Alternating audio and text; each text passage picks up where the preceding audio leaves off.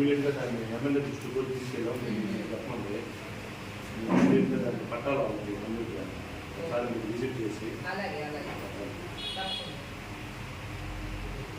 మరి ఇల్లు పెట్టుకోవాలి. గవర్నమెంట్ ఇల్లు పెట్టుకోవాలంటే పట్టాలి అట్లా ఫస్ట్ ఇయర్ పంపిస్తారు, వచ్చి చూస్తాడు, అదో నాకు రిపోర్ట్ ఇస్తాడు, దాన్ని బట్టి నేను బయటికి రాస్తాను. వాళ్ళ దగ్గర క్లారిఫికేషన్ తీసుకొని మీకు ఇస్తాను.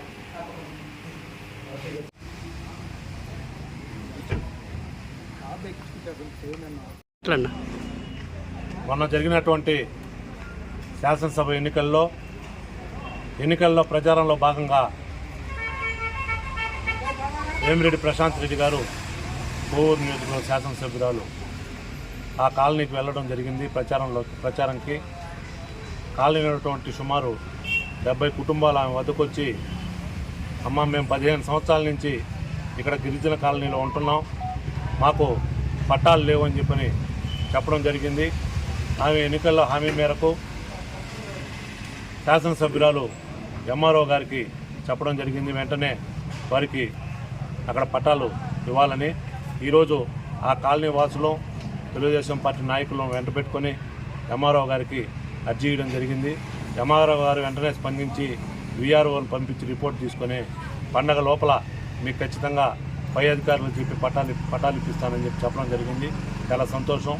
వారందరూ కూడా అక్కడ ఇల్లు కూడా ప్రభుత్వం ఇల్లు లేని వారికి ఇల్లు కట్టుకోమని చెప్పని ఒక నెల క్రితం చెప్పడం జరిగింది.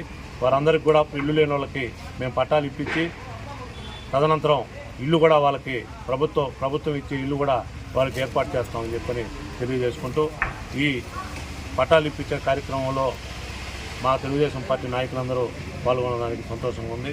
సెలవు తీసుకుంటాం.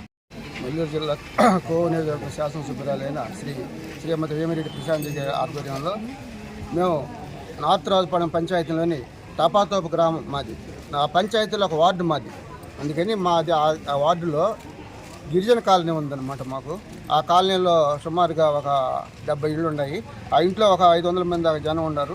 వాళ్ళకి ఏంటంటే పట్టాలు లేని సందర్భంలో ఇప్పుడు ఇళ్ళకి అమౌంట్ శాంక్షన్ కావట్లేదని ముందుగా పట్టాలు ఇప్పించి తర్వాత ఇళ్ళకి కట్టుకునేదానికి అమౌంట్ శాంక్షన్ చేయాలని దాని మీద ఈరోజు ఎంఆర్ఓ ఆఫీస్కి రావడం జరిగింది. అయితే దానిలో భాగంగా శ్రీ ప్రవీణ్ కుమార్ రెడ్డి గారు పాల్గొనటం సంతోషదాయకం.